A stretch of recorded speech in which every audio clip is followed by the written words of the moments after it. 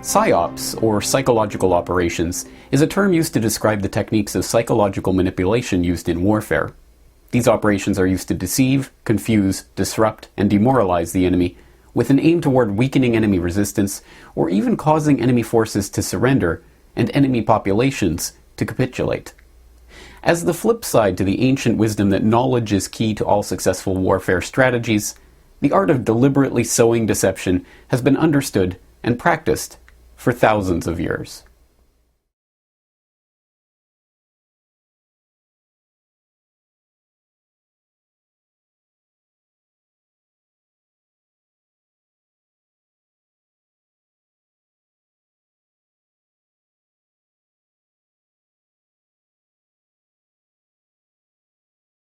The old adage that knowledge is power has been apparent to warriors and would-be rulers throughout history. A well-known illustration from the annals of history revolves around Nathan Rothschild, the British representative of Mayer Amschel's infamous Rothschild banking dynasty. At the Battle of Waterloo, Rothschild's riders and messengers were able to get news of Napoleon's defeat home to Nathan a full day in advance of the government's own news carriers. As the story goes, Nathan was able to convince the public that he had in fact received news of Wellington's defeat by selling heavily on the English stock market. When panic selling ensued, Rothschild had his agents buying up the stocks at pennies on the pound. By the time the news of Napoleon's defeat reached Britain's shores, Rothschild had already secured his position as one of the richest men in Britain, a fortune that was only further leveraged in the ensuing years, lending post-war stabilization funds to Europe's monarchies. Regardless of the story's historical veracity, it serves to illustrate the fundamental precept: knowledge is indeed power. It also suggests a corollary. Misinformation is a way of leveraging one's power over an enemy. This too is an ancient idea that has been used throughout the centuries as a tool of psychological warfare to confer one's army an advantage over its enemies.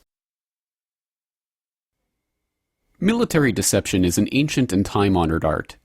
Throughout recorded history, military commanders have attempted to spread false news and seed false information as part of psychological warfare operations to deceive, confuse, and demoralize the enemy. During the Crusades in 1271, Sultan Baybars successfully took the Crusaders' Craque des Chevaliers in Syria by conveying a letter to the knights garrisoned there, telling them to surrender. The letter, supposedly from the head of their order in Jerusalem, was in fact a crude forgery, but the gambit worked. The knights capitulated, and the Sultan took the castle. However, it wasn't until the invention and widespread use of technologies like the printing press and then the radio and the television that the modern conception of news was formulated. The broadsheet, the magazine, and the newspaper started to give people a sense of a regularly published digest of news stories. These technologies also enabled the possibility of mechanizing false news to spread propaganda to the enemy. Some of the most dramatic examples of this came in the 20th century, with the use of airplanes to spread propaganda leaflets. In the Napoleonic Wars, from ships standing off the French coast, the British launched kites bearing anti-morale leaflets.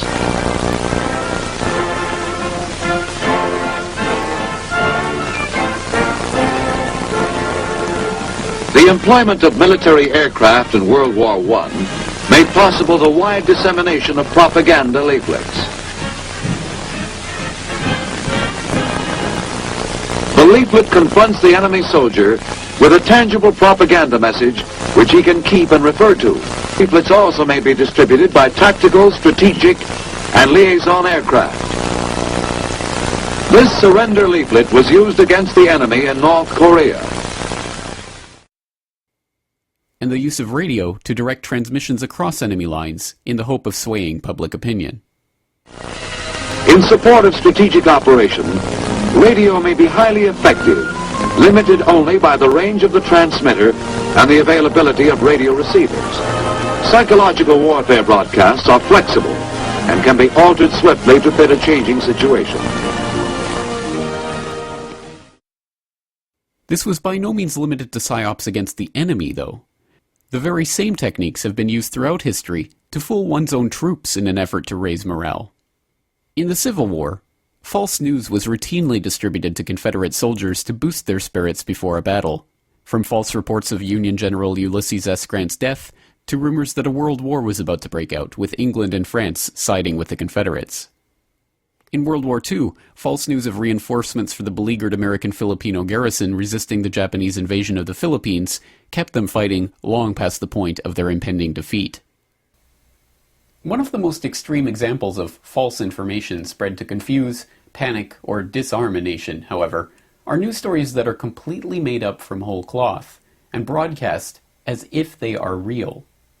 These stories too, although more rare, can be devastatingly effective in confusing and demoralizing enemies, or panicking the public.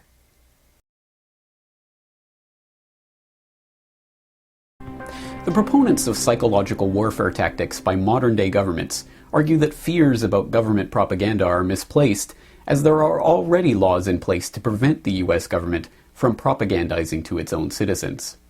Indeed, legislation prohibiting government-sponsored domestic propaganda has been in place for nearly 1 century.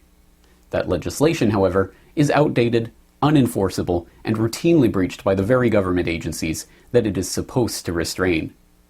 And as weak and effective as this legislation already is, it is in danger of being even further diluted by a proposed amendment to the 2013 edition of the National Defense Authorization Act. All right, we've spoken a lot about the National Defense Authorization Bill for 2013 that's working its way through Congress. The version that passed the House last week included $8 billion more than required, thanks to Republicans, as well as provisions banning same-sex marriage ceremonies on military installations and continuing the ban on transfers of Gitmo detainees to U.S. soil. Now, the White House even issued a veto threat for these reasons. But the House passed it anyway. There's also been a battle over amendments attempting to either overturn or limit last year's provision, which allows for indefinite detention, including that of U.S. citizens. While all of that stuff has been publicized, there's another amendment out there that almost slipped by under the radar. Introduced by Representatives Adam Smith and Mac Thornberry, bipartisan team, the amendment aims to strike down a ban on the dissemination of propaganda by the State Department and the Broadcasting Board of Governors on domestic audiences. The Smith-Mundt Modernization Act of 2012 seeks to update the Smith-Mundt Act of 1948, which prohibits the State Department's public diplomacy organs from disseminating propaganda intended for foreign audiences domestically. Smith, Thornberry, and other modernization proponents argue that the bill was drafted in a pre-satellite, pre-television, pre-internet era where the public feared the State Department's ability to influence domestic politics. In this day and age of instant online access to websites and videos from anywhere in the world, proponents of the bill argue, the idea of segregating information into foreign and domestic is a futile, if not meaningless, activity. In reality, though, it's unclear what effect the Smith-Mundt Act has had in limiting domestic propaganda at all. There are no clear provisions, bodies, or oversights for its enforcement, and even the State Department itself seems unclear what bureaus are supposed to abide by it. More general prohibitions on domestic propaganda also exist on the books. The 1913 Gillette Amendment, for example, now codified as USC Title V, Section 3107, clearly states, appropriated funds may not be used to pay a publicity expert unless specifically appropriated for that purpose. Moreover, every one of the annual appropriations bills passed by Congress since 1951 has included a stipulation that no part of any appropriation contained in this or any other act shall be used for publicity or propaganda purposes within the United States not heretofore authorized by the Congress. The Department of Defense has its own stipulations against domestic propaganda. Codified in USC Title 10, Section 2241, subsection A, the relevant passage reads, funds available to the Department of Defense may not be obligated or expended for publicity or propaganda purposes within the United States not otherwise specifically authorized by law. As we shall see, however, every one of these laws has been violated both in letter and in spirit by recently exposed PSYOPS campaigns funded by the American taxpayer and aimed directly at the U.S. population.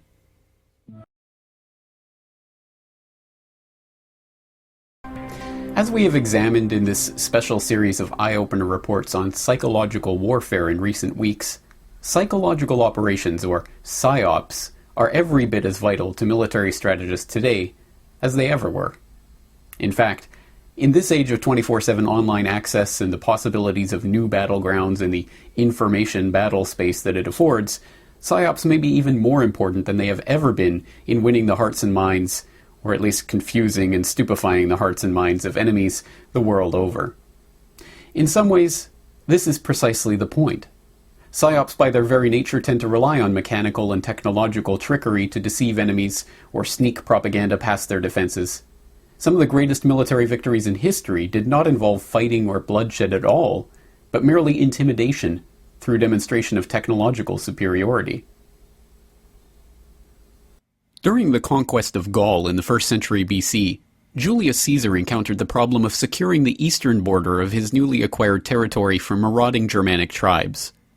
The tribes would raid Gaul when the opportunity arose and retreat back behind the natural barrier of the Rhine River before Roman forces could retaliate. To solve this problem, Caesar put the unparalleled engineering know-how of ancient Rome into a project that had never before been attempted: bridging the Rhine. With ingenious technology, including winch-driven stone pile drivers, and the brute manpower of 40,000 legionaries, Caesar not only accomplished the impossible, he accomplished it in an astonishing 10 days. Having completed the bridge, he marched his troops across to the eastern side, burned down the villages he found there, returned across the bridge to Gaul without a single battle, and tore the bridge down behind him. As an example of psychological warfare, the strategy was devastatingly effective. Without the loss of a single one of his troops, Caesar had effectively demonstrated the awe-inspiring might of the Romans, and the message was not lost on his enemies. Gaul's eastern border suffered no further raids from Germanic marauders for centuries. Although the technology has changed in the ensuing 2,000 years, the basic strategy of terrorizing an enemy via technology remains intact. Ancient armies used drums, pipes, and horns to intimidate their opponents before battle. Dr. Richard Jordan Gatling's eponymous gun was as useful for putting the fear of God into those unlucky enough to be caught in its sights as it was in actually killing them. Hitler's Blitzkrieg, or lightning war strategy, was a combination of intimidation and technological superiority that helped the Nazis gain the upper hand in the early years of World War II. The much-touted shock and awe strategy of the American invasion of Iraq in 2003 employed the same concept. Enemy resistance can be drastically reduced by a sudden, overwhelming display of technology and force. As technology has grown ever more sophisticated, however, so too has the ambitions of these psychological operations grown. Whereas traditional PSYOPs have attempted merely to intimidate, bewilder, or demoralize enemies into laying down their arms, modern technologies have opened up the possibility of actually controlling the mind of an opponent directly through electronic, chemical, or other means.